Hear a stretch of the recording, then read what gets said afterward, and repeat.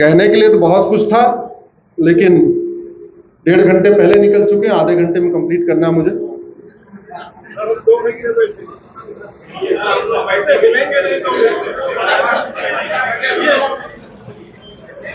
मेरी एक पीआईएल चल रही है, अलग अलग पीआईएल है। मिश्रा जी ने पुराना आंकड़ा बताया, अभी टोटल पीआईएल मेरी 200 हो चुकी है हाई कोर्ट सुप्रीम कोर्ट में जाकर। और 2024 का ये 80वां कार्यक्रम है, 80। 2024 का वो सैटरडे संडे आया नहीं कि मैं अपने घर में रहूं। फ्राइडे सुबह बैग लेके निकलता हूं, कोर्ट जाता हूं, कोर्ट के बाद सीधे जहां जाना होता है वहां चला जाता हूं। मंडे को फिर सीधे सुप्रीम कोर्ट पहुंचता हूं और मंडे की शाम को घर पहुंचता हूं। ये मेरी दिनचर्या हो गई है। अभी आज यहाँ कार्यक्रम, सुबह एक कार्यक्रम हुआ, दूसरा अभी शाम को जुहू इस्कॉन मंदिर में, रात की ट्रेन कल सुबह 11 बजे कोल्हापुर में, कल शाम को 7 बजे बेंगलोर में, फिर परसों हम पहुंचेंगे दिल्ली वापस। 2023 में एक संडे में अपने घर में था, क्योंकि 11 नवंबर या 12 नवंबर था, उस दिन दिवाली थी, तो दिवाली के कारण मैं अपने घर में था।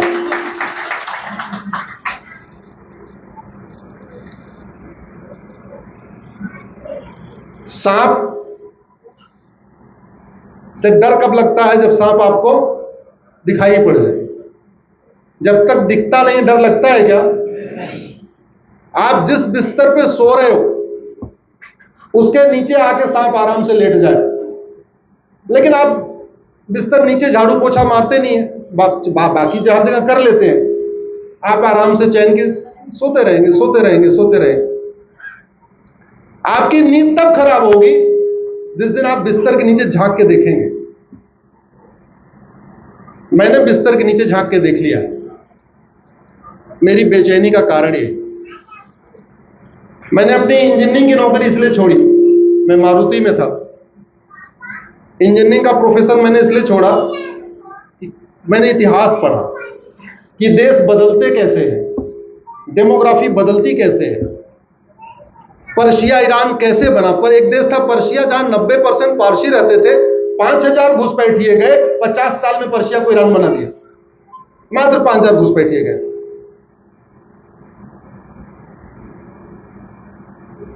मैं मारुति में था तो उस समय मेरी तनख्वाह 1 लाख रुपए। सोचा छोड़ना है, छोड़ना है, छोड़ना, छोड़ूं कैसे? घर का बड़ा लड़का, घर भी देखना है। लकीली मेरी पत्नी की अध्यापिका की नौकरी लग गई और उनको नौकरी मिली 8,500 रुपए की सरकारी स्कूल में। जैसे 8,500 की नौकरी मिली, मैंने 1 लाख की नौकरी छोड़ दिया।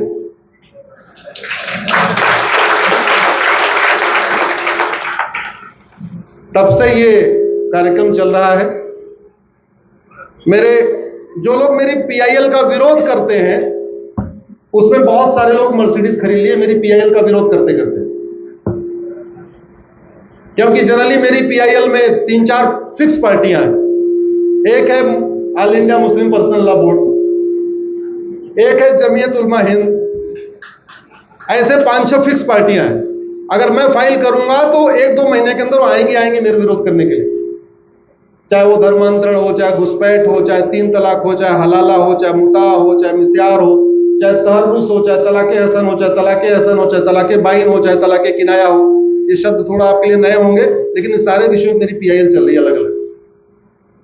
तो वो विरोध करने के लिए ज्यादातर मेरी पीआईएल में एक भूतपूर्व कानून मंत्री आते हैं, एक भूतपूर्व, कई बार वित्त मंत्री भी आते हैं, कई बार भूतपूर्व विदेश मंत्री भी आते हैं, कई बार भूतपूर्व गृह मंत्री भी आते हैं। 5-6 फॉर्मर कैबिनेट मिनिस्टर का एक हमारा उनका फार्मूला कॉम्बिनेशन फिक्स है। हमारी पीआईएल होगी, उस 5 कैबिनेट मिनिस्टर में से कोई 2 कैबिनेट मिनिस्टर जरूर आ जाते हैं विरोध करने के लिए। अच्छा है, उनका भी बढ़िया काम चल रहा है। एक रेट पे 25-25 लाख ले लेते हैं, 10-10 लाख ले लेते हैं, 20-20 लाख ले लेते हैं। मैंने 2017 में एक पीआईएल फाइल किया कि भारत में 5 करोड़ घुसपैठिए आ चुके हैं। सुप्रीम कोर्ट में जब हम कोई डेटा देते हैं, एफिडेविट पे देते हैं, एविडेंस के साथ देना पड़ता है। आज उनकी जनसंख्या 5.5 करोड़ हो चुकी है। आप 1999 की किसी भी लोकसभा क्षेत्र की वोटर लिस्ट निकालिए और 2024 की उसी लोकसभा की वोटर लिस्ट निकालिए। वोटर लिस्ट इसलिए कह रहा हूं क्योंकि जनगणना 10 साल में होती है, लेकिन वोटर लिस्ट हर चुनाव के पहले अपडेट होती है। 1999 में अटल जी की सरकार में जो चुनाव हुआ और 2024 में मोदी जी की सरकार में जो चुनाव हुआ, इस 25 साल के अंदर अगर आप उस लोकसभा की वोटर लिस्ट को कंपेयर कर लेंगे या अपने विधानसभा के वोटर लिस्ट को कंपेयर कर लेंगे 1999 और 2024 वाली, उसके बाद आपको भी नींद आनी बंद हो जाएगी। आप तब तक आराम से बैठे हुए हैं जब तक आप 25 साल पुरानी और वर्तमान वोटर लिस्ट को कंपेयर नहीं कर रहे। करके देख लीजिएगा, अपने मोहल्ले की कर लीजिएगा। जो पार्षद का चुनाव होता है उस चुनाव की 25 साल पुरानी वर्तमान वोटर लिस्ट कंपेयर कर लीजिए। प्रधान के चुनाव में जो वोटर लिस्ट बनती है उसको 25 साल आज वाली कर लीजिए। विधानसभा चुनाव की 25 साल पुरानी आज की कर लीजिए, या लोकसभा चुनाव की 25 साल कर लीजिए। फिर आपको पता चलेगा कि आपके बगल हो क्या रहा। मैंने आपके महाराष्ट्र में थोड़ा रिसर्च किया। अहमदनगर, अकोला, अमरावती, औरंगाबाद, बीड, भंडारा, बुलढाना, चंदपुर, धुले, गढ़चिरौली, गोंदिया, हिंगोली, जलगांव, जालना, कोल्हापुर, लातूर, मुंबई, नागपुर, नांदेड़, नंदुरबार, नासिक, उस्मानाबाद, पालघर, परभणी, पुणे, रामगढ़, रत्नागिरी, सांगली, सतारा, सिंधुदुर्ग, सोलापुर, थाने, वर्धा, वाशिम, यवतमाल की 25 साल पुरानी और आज के वोटर लिस्ट में बहुत बड़ा परिवर्तन आ चुका है। आपके विधानसभा की में भी डेमोग्राफी बदल चुकी है, आपके लोकसभा में भी डेमोग्राफी बदल चुकी है, आपके वार्ड की भी डेमोग्राफी बदल चुकी है। और घुसपैठ होती कैसे, आप इसको समझिए। बॉर्डर पे घुसपैठिए 2000 रुपए दे के अंदर आते हैं। अंदर आते हैं, सबसे पहले वो आधार बनवाते हैं जो मात्र 2000 में बनता है। जैसे ही एक डॉक्यूमेंट हो जाता है फिर वो 2000 रुपए देते हैं दलाल को। 2000 रुपए में राशन कार्ड बना के दे देता है। 4000 में 2 डॉक्यूमेंट बना, फिर दलाल को पकड़ते हैं, 2000 रुपए में बर्थ सर्टिफिकेट बना के दे देता है। जब 3 डॉक्यूमेंट हो जाते हैं फिर दलाल को पकड़ते हैं, वो डोमिसाइल सर्टिफिकेट बना के दे देता है। जब 4 डॉक्यूमेंट हो जाते हैं फिर वो 3000 रुपए दलाल को देते हैं, 4000 रुपए ड्राइविंग लाइसेंस बनवा लेते हैं। और जब 4 डॉक्यूमेंट हो जाता है फिर कोई चुनाव आता है, किसी वोट जीवी नोट जीवी नेता को पकड़ते हैं, बोलते हैं मेरे पास 4 डॉक्यूमेंट है, हम 100 लोग हैं, अगर हमारा वोटर लिस्ट में नाम जुड़वा दोगे हम 100 लोग तुम्हें एक मुश्त वोट करेंगे। वो वोट जीवी नोट जीवी दल गुलाम नेता उनका वोटर आईडी में नाम जुड़वा देता है और वो भारत के नागरिक बन जाते हैं। खर्च किया कितना? 15,000 रुपए। और फिर जनधन में खाता खुलवा लेते हैं, मुफ्त में राशन लेते हैं, मुफ्त में मकान लेते हैं, मुद्रा लोन लेते हैं, केंद्र सरकार की योजनाओं का लाभ लेते हैं, राज्य सरकार की योजनाओं का लाभ लेते हैं, और हम आराम से शांत होकर बैठे हुए। सवाल यह है कि इस घुसपैठ में आप क्या कर सकते हैं? आप कुछ नहीं कर सकते। आपने अगर जाके घुसपैठियों की जहां झुग्गी पड़ी है अगर आपने लाठी चला दिया, उनके ऊपर तो बाद में केस होगा, आपके ऊपर पहले हो जाएगा। लेकिन दूसरा सवाल यह है, ये भारत में घुसपैठ क्यों होती है? सिंगापुर में क्यों नहीं होती? दुबई में क्यों नहीं होती? अमेरिका में क्यों नहीं होती? रूस में क्यों नहीं होती? क्योंकि हमारा कानून घटिया। भारत की कोई भी समस्या लाइलाज नहीं है और भारत की कोई भी समस्या विश्वव्यापी नहीं है, वर्ल्ड वाइड नहीं। एक भी समस्या। घुसपैठ का मूल कारण है भ्रष्टाचार। घुसपैठियों को बसाने के लिए खाड़ी बाहर के देशों से हवाला के जरिए फंडिंग आ रही है। जब तक आप फंडिंग नहीं बंद करोगे तब तक घुसपैठ नहीं बंद होगी। क्यों? क्योंकि जिसका काम यही है घुसपैठियों को बसाना, उसके बदले पैसा मिलना, वो अपनी घुसपैठियों को बसाने वाला काम क्यों छोड़ेगा? ड्राइवरी आदमी करता है 20-25 हजार रुपए कमाता है, और कोई सब्जी वब्जी का व्यापार करता है 30-40 हजार रुपए कमा लेता है। जब यहां फिक्स है एक घुसपैठियों को बसाने के लिए 50 हजार रुपए मिल रहा है, तो अगर महीने में उसने 10 घुसपैठिए बसा दिया तो उसका 5 लाख का काम हो गया। एक हिंदू परिवार को कन्वर्ट करने का रेट 1 लाख रुपए है और एक घुसपैठिए परिवार को बसाने का रेट 50 हजार रुपए। तो कुछ लोगों ने डबल धंधा शुरू कर दिया है, कन्वर्ट भी कर रहे हैं, घुसपैठियों को बसा रहे, माला माल हो रहे हैं, बढ़िया उनके पास कोठियां बन रही, बढ़िया गाड़ी भी खरीद रहे हैं, सब कुछ कर रहे हैं। तो सबसे बड़ा खतरा क्या हुआ फिर? भ्रष्टाचार। जब तक भ्रष्टाचार नहीं रुकेगा तब तक भारत को बचाना मुश्किल ही नामुमकिन है। कार्यक्रम होते रहेंगे, चलते रहेंगे, सब कुछ चलता रहेगा, लेकिन जब तक नियम कानून नहीं बदलेगा तब तक। और घुसपैठ इसलिए रोकना जरूरी है क्योंकि घुसपैठ से डेमोग्राफी बदलती है।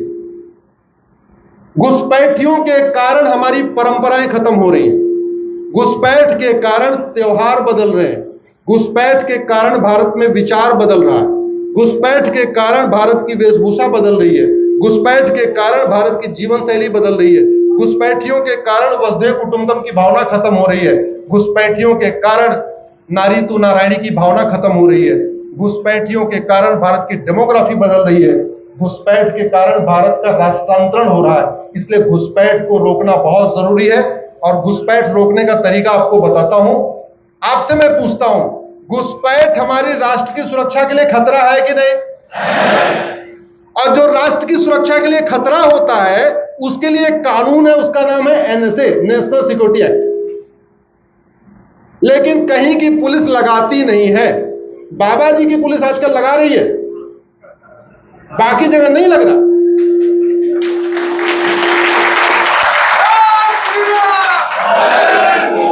घुसपैठ हमारी एकता अखंडता के लिए खतरा है कि नहीं? यहां अधिवक्ता बंधु बैठे हैं ना, काफी बड़ी संख्या में बैठे हुए। हाँ, घुसपैठ हमारी एकता अखंडता के लिए खतरा है कि नहीं? और जो देश की एकता अखंडता के लिए खतरा होता है उससे निपटने के लिए कानून है यूएपीए। लेकिन पुलिस यूएपीए इसलिए नहीं लगाती क्योंकि यूएपीए में कहीं लिखा ही नहीं है कि घुसपैठ देश की एकता अखंडता के लिए खतरा है। तो जब नहीं लिखा हुआ है उसका इंटरप्रिटेशन हमें अपने हिसाब से करना चाहिए। फिर तो सरकार के पास लिखा होता तो फिर भी इंटरप्रिटेशन करने में दिक्कत होती। जब लिखा ही नहीं है फिर तो सरकार जो चाहे अपने हिसाब से इंटरप्रिटेशन कर ले। घुसपैठ वेजिंग वॉर है। ये बांग्लादेशी पाकिस्तान नहीं जाते, ये बांग्लादेशी दुबई नहीं जाते, अरब नहीं जाते, कुवैत नहीं जाते, बहरीन नहीं जाते, भारत आते। बड़े सोची समझी प्लानिंग के अंतर्गत हो रहा है। और वेजिंग वॉर के लिए प्रोविजन है, पुरानी वाली आईपीसी में भी था, नए वाले बीएनएस में भी है। वेजिंग वॉर पे आजीवन कारावास मिलता है। लेकिन पुलिस घुसपैठियों पे खिलाफ वेजिंग वॉर की धारा नहीं लगाती। घुसपैठ से बड़ा देशद्रोह कुछ है क्या? घुसपैठ देशद्रोह है कि नहीं? देशद्रोह की धारा भी है लेकिन लगाते ही नहीं। घुसपैठ एक ऑर्गेनाइज क्राइम है। कोई अंदर लाता है, कोई आधार बनवाता है, कोई राशन कार्ड बनवाता है, कोई वोटर आईडी बनवाता है, कोई ड्राइविंग लाइसेंस बनवाता है। यह संगठित अपराध है, ऑर्गेनाइज क्राइम है। और ऑर्गेनाइज क्राइम से निपटने के लिए हर राज्य के पास अपना अपना कानून है। महाराष्ट्र के पास मकोका है, गुजरात के पास गुजकोका है, यूपी के पास गैंगस्टर एक्ट है, बिहार के पास भी अपना गैंगस्टर एक्ट है। हर राज्य के पास अपना अपना कानून है। यूपी में अब घुसपैठियों पे गैंगस्टर एक्ट लगना शुरू हो गया।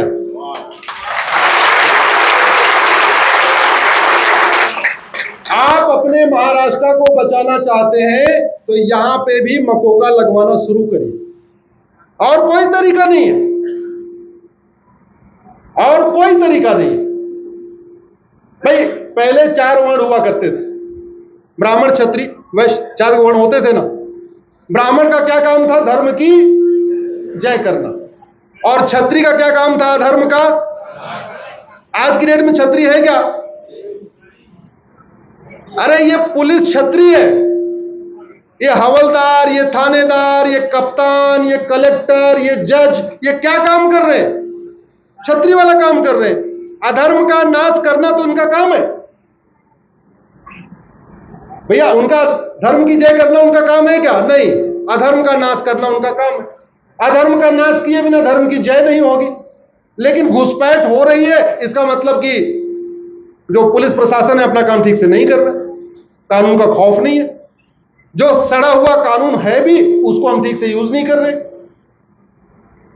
मेरा आप लोगों से निवेदन है, इस बड़े आयोजन का लाभ तब होगा जब अब आगे से आपके क्षेत्र में घुसपैठियों पे एनसे लगना शुरू हो जाए, यूएपीए लगना शुरू हो जाए, वेजिंग वॉर लगना शुरू हो जाए, देशद्रोह लगना शुरू हो जाए और मकोका लगना शुरू हो जाए, तब मेरे आने का फायदा है।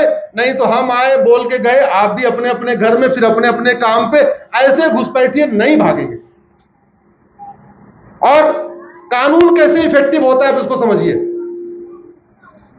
पहले जब कानून नहीं था तो 6वें 7वें महीने में प्रेगनेंसी में अल्ट्रासाउंड मशीन से चेक कराया जाता था कि बेटा है कि बेटी, होता था ना पहले।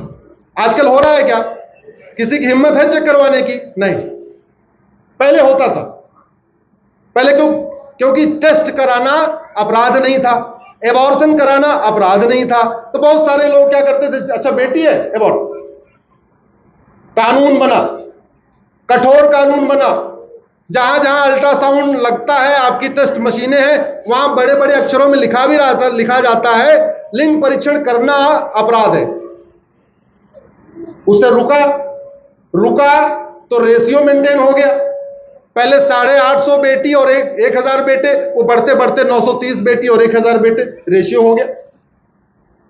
लाखों बेटियां मरने से बच गई। बची कि नहीं बची उस कानून से? अगर हम कानून बना के जगह जगह जहां जहां झुग्गी डाउटफुल दिखाई पड़े वहां लिखवा दे, होर्डिंग लगा के, भारत में घुसपैठ करना गंभीर अपराध है, पकड़े जाने पे घुसपैठियों और उनके मददगारों पे एनसे, यूएपीए, वेजिंग वॉर, सेडिशन और मकोका लगेगा। जितने स्टेशन है जगह जगह होर्डिंग लगवा दे, घुसपैठ गंभीर अपराध है। एयरपोर्ट के पास, रेलवे स्टेशन के पास, पहाड़ियों के पास, जहां जहां अगर जो घुसपैठिया पाया गया उसके पकड़े जाने पे एनसे, यूएपीए, वेजिंग वॉर, देशद्रोह और मकोका लगेगा। घुसपैठिए भागेंगे कि नहीं भागेंगे?